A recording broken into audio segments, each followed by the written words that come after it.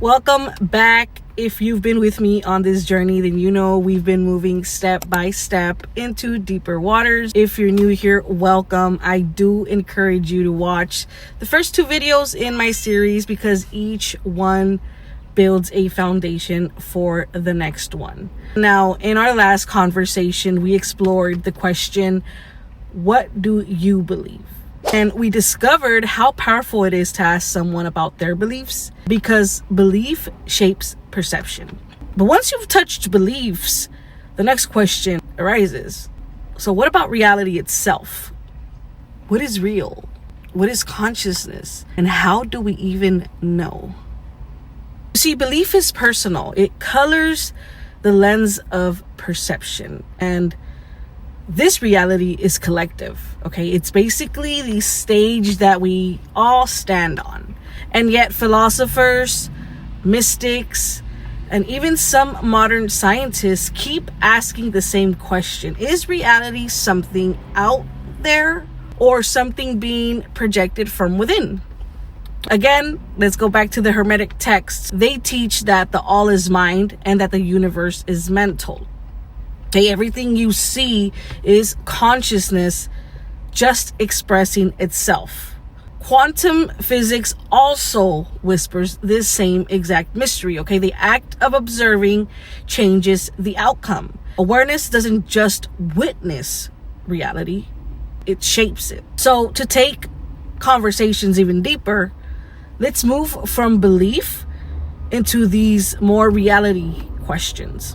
Questions like, do you think this world is the ultimate reality or just a layer? Do you believe we are dreaming this life or is life dreaming us?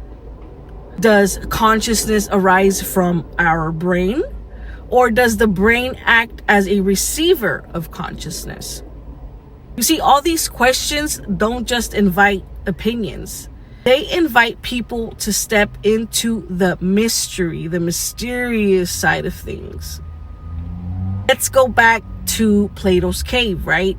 Most people only see shadows on the wall. But the deeper question is, who will turn around? Who will choose to walk towards the light? Mystical traditions, again, all across the world echo the same exact thing. In Hindu philosophy, the Brahman is eternal consciousness. And Atman, the soul, is the spark of that infinite source, okay? In the Gospel of John, in the beginning was the Word, right? The Logos. This is the vibration. This is consciousness.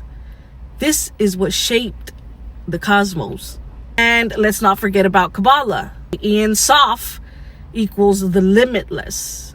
Okay, this is something that is beyond comprehension. But everything that we see is basically an emanation from it. For those that have been following me for a while, you guys know I am a tarot reader, okay? And tarot as well gives us a mirror to these truths. The Moon card asks us to question, are we seeing reality or only illusions? The Hangman invites us to flip the perspective, right? To see it different, to see reality upside down, beyond an ordinary logic.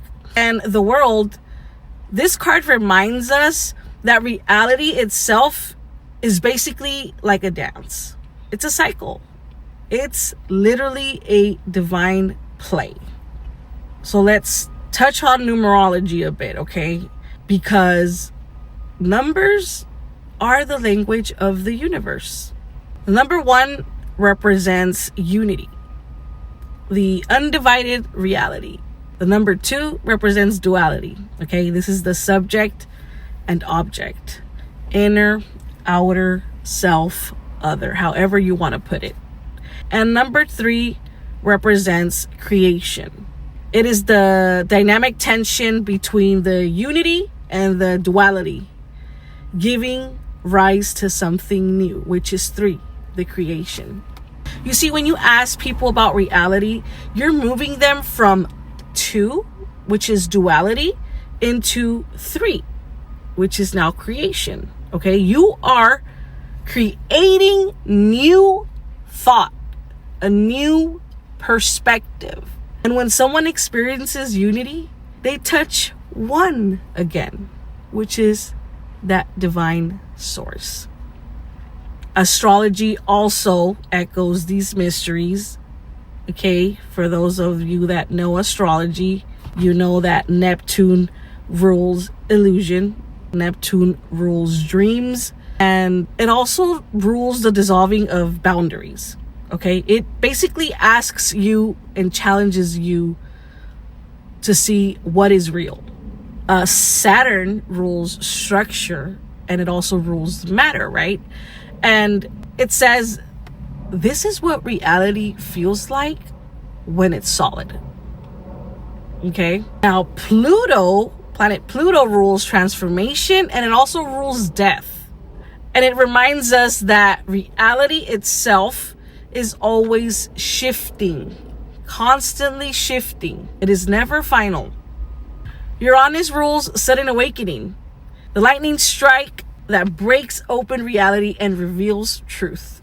So when you explore questions of reality and consciousness, you're actually inviting people into these archetypal planetary energies. And like I said on my last video, when you ask these questions, pause. Don't rush to silence. Because sometimes the truest answers are not even spoken. They are felt.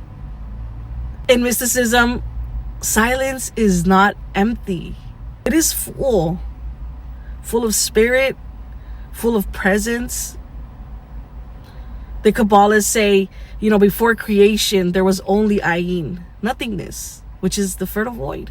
And in Buddhism, they call it the shunyata, emptiness that is not lack, but possibility. So when you pause after a question, you are creating space for that fertile silence.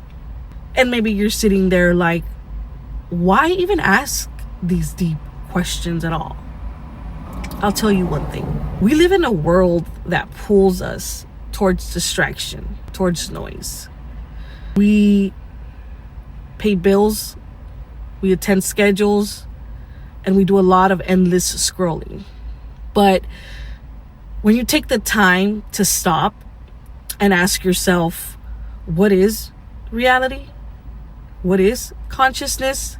You remind people that life is a mystery, that there is more than the surface. And wonder is sacred. Socrates said, wonder is the beginning of wisdom. In astrology, Jupiter, which is the planet of expansion, rules wonder. Jupiter rules philosophy. It rules higher learning. Okay, so when you invoke wonder, you are expanding the soul. So here is my challenge to you all. The next time you want to have a deep conversation, don't just ask what someone believes. Ask them what they think of reality. Ask them where they believe consciousness comes from. And then just listen. Not just to their words, but to that silence that follows. Because in that silence, a door opens. And sometimes what comes through isn't just their voice. It's the voice of the cosmos itself. Until the next one.